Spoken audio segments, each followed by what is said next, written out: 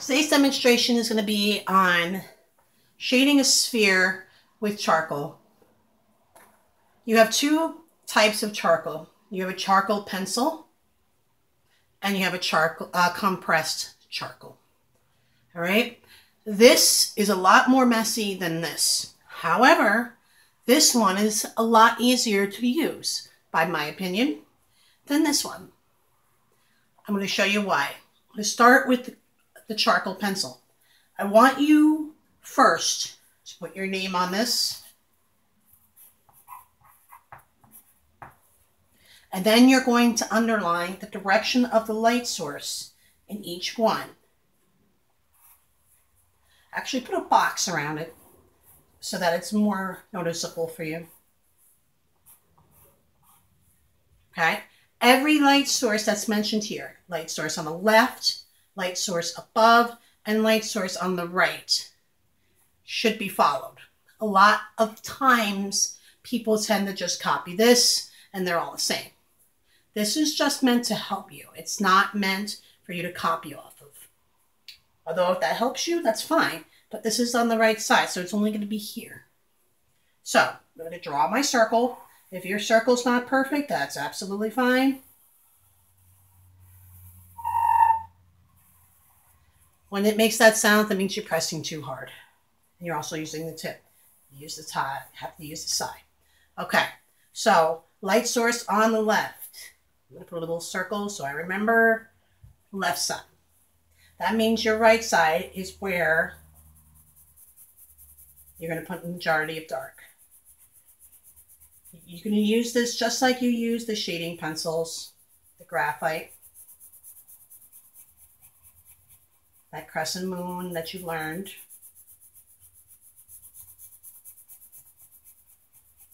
Now, I'm going to press really hard to show you that there's really no difference. If it starts doing that, that means you're pressing too hard. So just hold it from afar and treat it like a graphite pencil.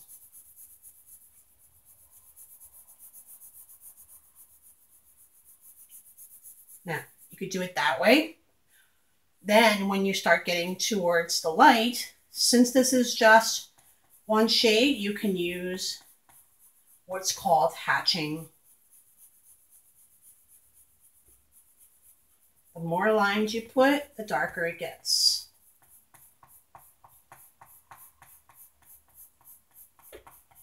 The less lines you put, the lighter it gets.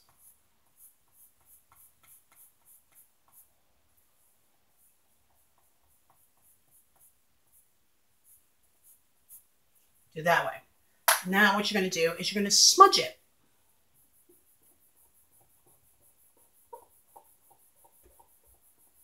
You can smudge it with your finger, or you can smudge it with a blending pencil or stump.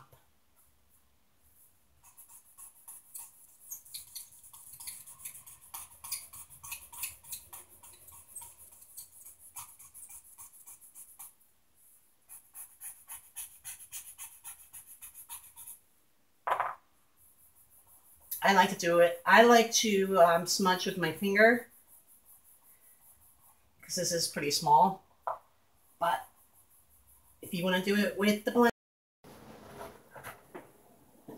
so you can use your finger or you can use this blending pencil.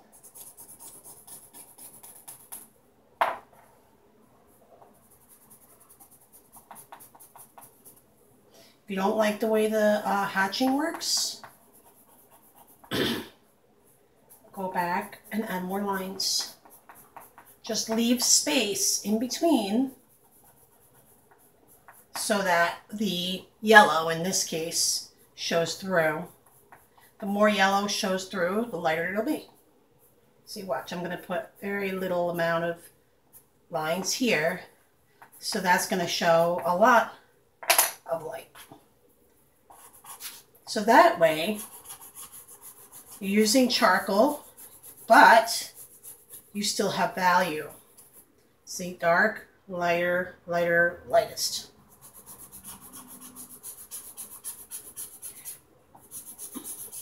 Now you can smudge it all, or you can just leave it the way I had it. Just make sure you have enough smudging.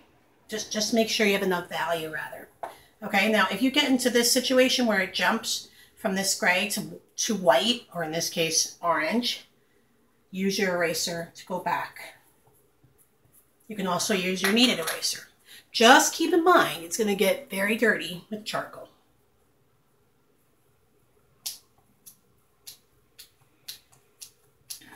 Make sure you have enough value, because if you don't, it's going to look flat. And then you're going to put cast shadow. I'm going to put the cast shadow now. That's it. I'm going to do more over here because it does not look right. Keep in mind the kneaded eraser won't work as well as it did with the graphite, because this charcoal's a lot more intense. But just make sure you use it so it's a good transition from dark to light. Okay? So that's doing it with the pencil. Now you're going to do it with the compressed charcoal. Make sure you try both and see which one you like. All right? Because the light source is above, it's going to be light here. And you won't see much of a cast shadow. You're just going to see like this. That's all you're going to see. That's it. That's all you have to put. You don't put anything else. Now,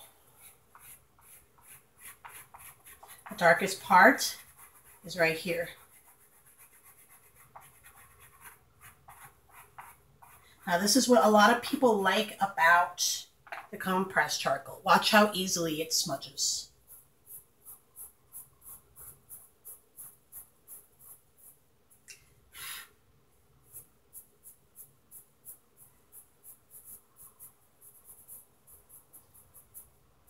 Now you see what I'm doing with the smudging? I'm just pushing it out, but I'm not doing that for the whole thing. I just pushed out a little bit over here because I want this to be a little bit lighter, because you need to have value, otherwise it'll look flat. Now, the best eraser I feel is the regular eraser. To make sure your highlight's there. Usually it's a good idea to draw with your charcoal pencil and then compress charcoal, but I just wanted to show you how it worked. I'll do it for the next one. And then use a kneaded eraser to make this lighter. All right? Go back, please, and erase your fingerprints. You're going to have a lot of those. Look at my finger.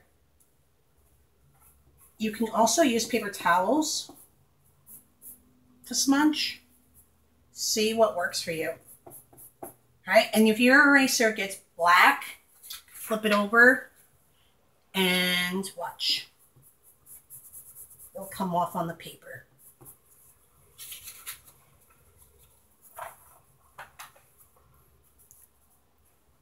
All right, the last one.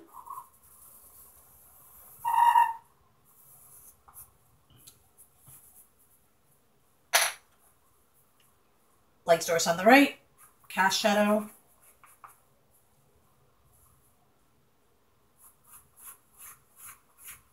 My crescent moon, like I showed you before. Now, I'll do this with the blending pencil so you can see.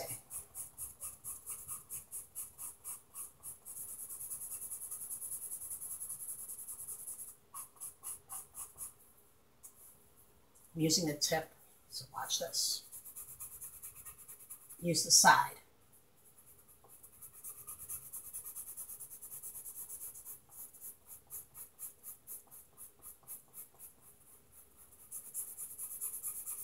If you absolutely do not want to get your fingers dirty, some people have trouble with that. It's okay if your hands get dirty. Some people say that you're not doing art unless your hands are all dirty. But if you don't want to get your hands dirty, this is a good alternative.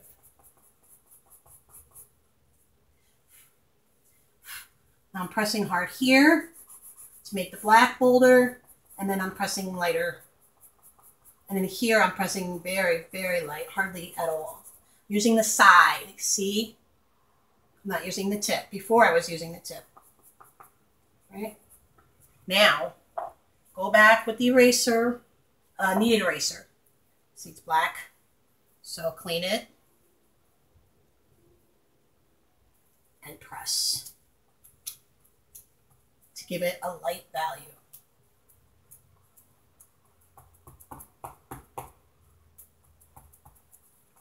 All right, and there you go. All charcoal pencil, completely charcoal, compressed charcoal with my finger to smudge. Drawn with a charcoal pencil, then filled in with a compressed charcoal, and then smudging, I used the blender or the stump. All right, and there you go.